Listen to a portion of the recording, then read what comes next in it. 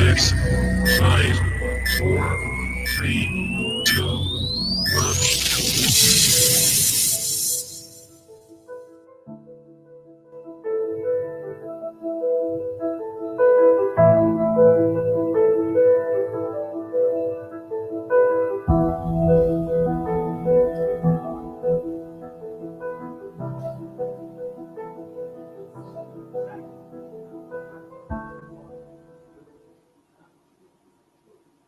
I'm delighted to be able to see all of you here today for the Casablanca Insurance meeting, where internationally, but also within our countries, we are all wondering about this question of inclusion in insurance. So I'm glad to be able to welcome our first keynote speaker today, Don Forgeron, who is from Canada. Hello, Don. Very glad to have you here in Casablanca, even virtually. Hello. How are you doing? We are well, thank you. How are you? I'm very good. Where are you now? I am in the province of Nova Scotia in Canada, on the east coast of Nova Scotia. And how are things there? Very nice. We are like the New Zealand of the pandemic. There's very little COVID in this part of the country. Wonderful. So you are very lucky, and I hope that for all of us, things gonna be better in the very next future. Maybe we can have you here in Casablanca physically and have face-to-face discussion. Thank you anyway for joining us. I just want to ask you, because you have a very interesting experience in the state and public sector, but also with the private sector. And you have been observing what happened in the insurance industry at the global level. How do you see things? Because before the pandemic, I think the insurance industry was having some hard commercial situations. It was very much in much of the world. We had very challenging times with respect to commercial insurance. And certainly the pandemic has not made that situation any better. In many parts of the world, it has made the situation much worse for not just the industry, but unfortunately for consumers as well. So the pandemic, along with bringing untold hardship to many in many different ways, it has also been a very difficult time for our industry with respect to commercial insurance. How do you see the insurance appetite and the ability to write business evolving before the pandemic and now?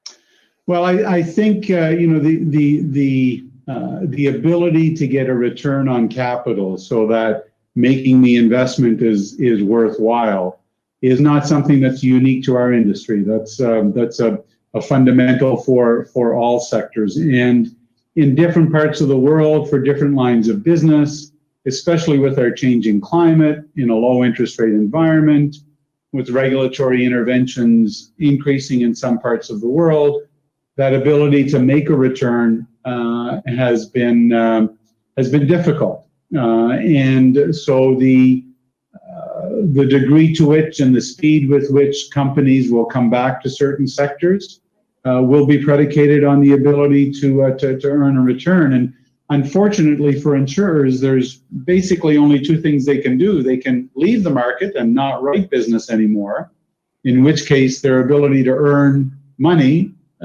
is gone, or they can raise their prices. And we're seeing a bit of both in different markets around the world, companies leaving and then companies also raising their prices. And so at a point in time, those prices will reach a level where the ability to earn a decent return will be a reality again. By observing what happens in the insurance industry at the global level, I think some stakes were very high before the pandemic for your industry to reinvent, in a way, some of part of it. Do you think that some of that stakes are higher now? The industry has to face urgent issues? Yeah, we are. I heard the industry described recently by a global regulator as being a shock absorber as opposed to a shock maker through all of this. There have been so many shocks to the global economy as a result of this pandemic. And our industry has played a stabilizing role. Claims continue to get paid. Swiss Re released their natural disaster insured losses yesterday, and another, I believe it was the fourth or fifth highest year on record. We continue to pay all those claims.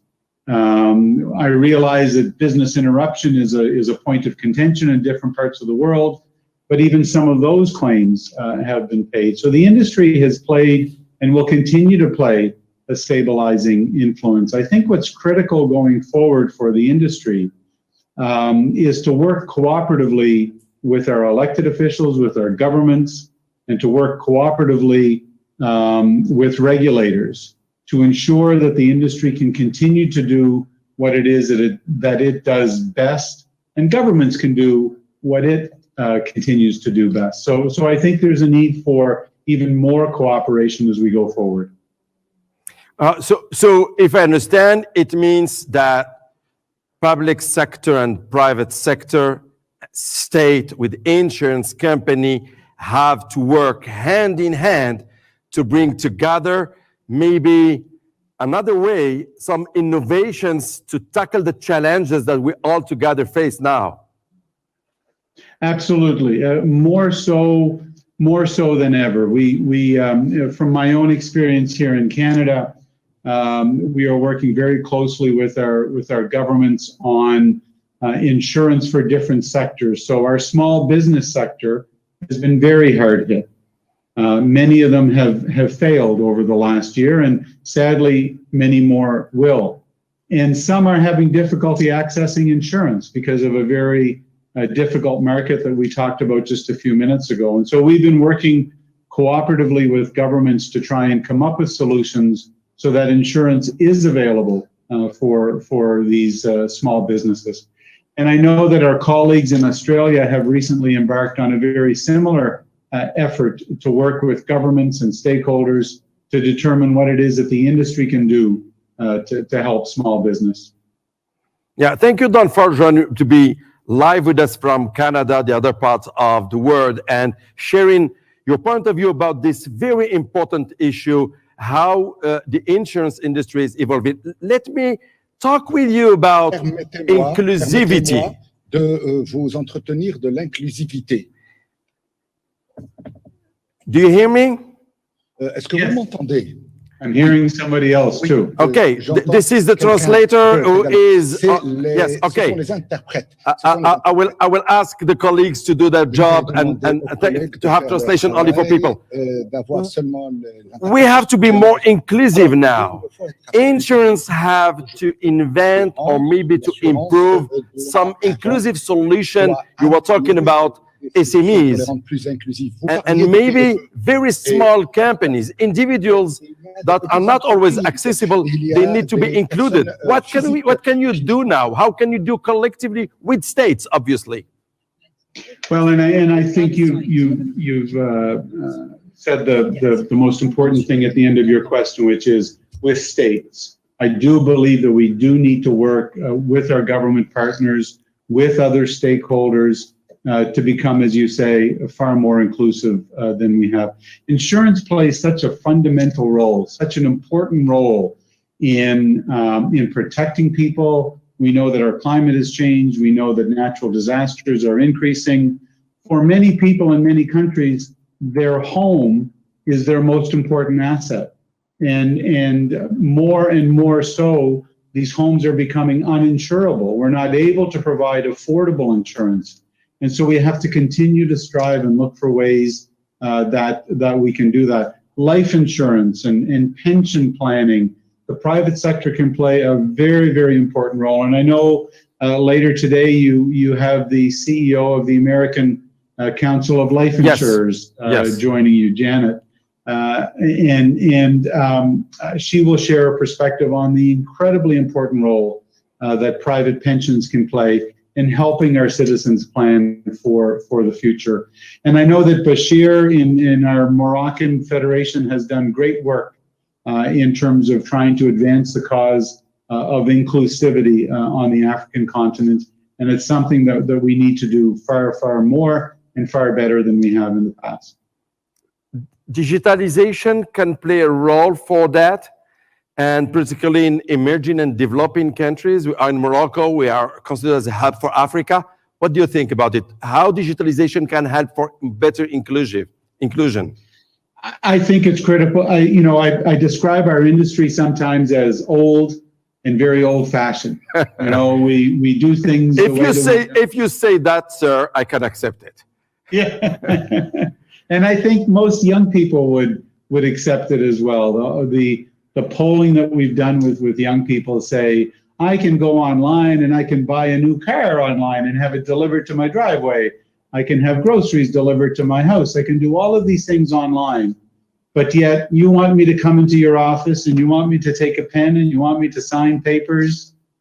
It's old and it's very old-fashioned. And if we are to connect with the generations that are coming up, if we want to do business with them the way that they want to do business, we have to use technology. And I do think, to your question on inclusivity, I think that's one of the ways that we can improve the inclusiveness of our business is through technology.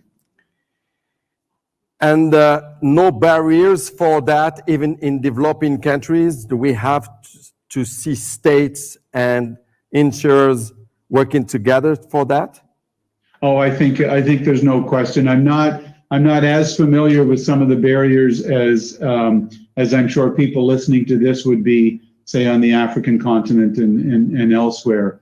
But I know that the iPhone is becoming ubiquitous. Everybody has one, and increasingly, it's a great way for our industry to connect with consumers. But again, I think working cooperatively with governments and other groups, like-minded groups who also want to achieve the same end, I think is critically important to our success. Let me maybe talk with you about one last issue, and I will let you conclude if you want, Mr. Don Forgeron. The issue is the following. We're talking about how to be more inclusive, because the pandemic showed that we have a collective and global vulnerability. But at the same time, we need not to forget, you're mentioning that we live a very hard period with the climate change. And how can we work together to make people aware of that, to make states work, to make private sector be aware and work together as all stakeholders to prevent risks and to put human in the center and to be more human-centric?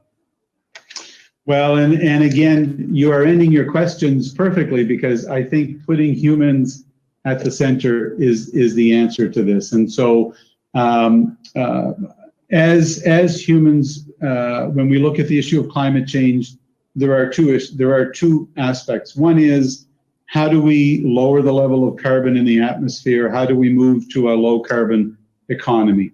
Very difficult question.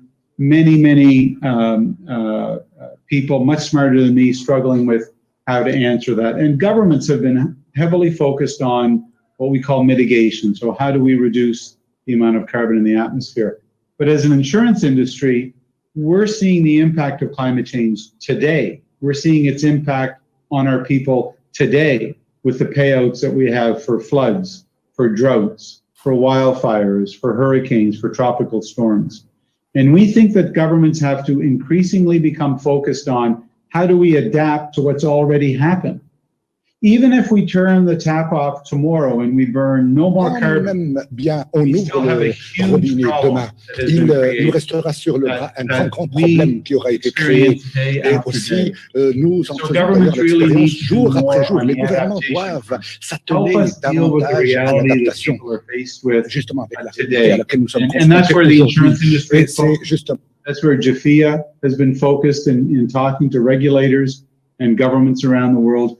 How do we help people adapt and protect themselves today while also looking down the road and trying to reduce carbon in the atmosphere. Don Forgeron, thank you very much. I will let you maybe have the opportunity to conclude with some other ideas you want to share with our attendees and our audience. Thank you very much for addressing such a complex situation and such complex issue, which is how the insurance industry can evolve for the future. I will let you, if you want to conclude, please.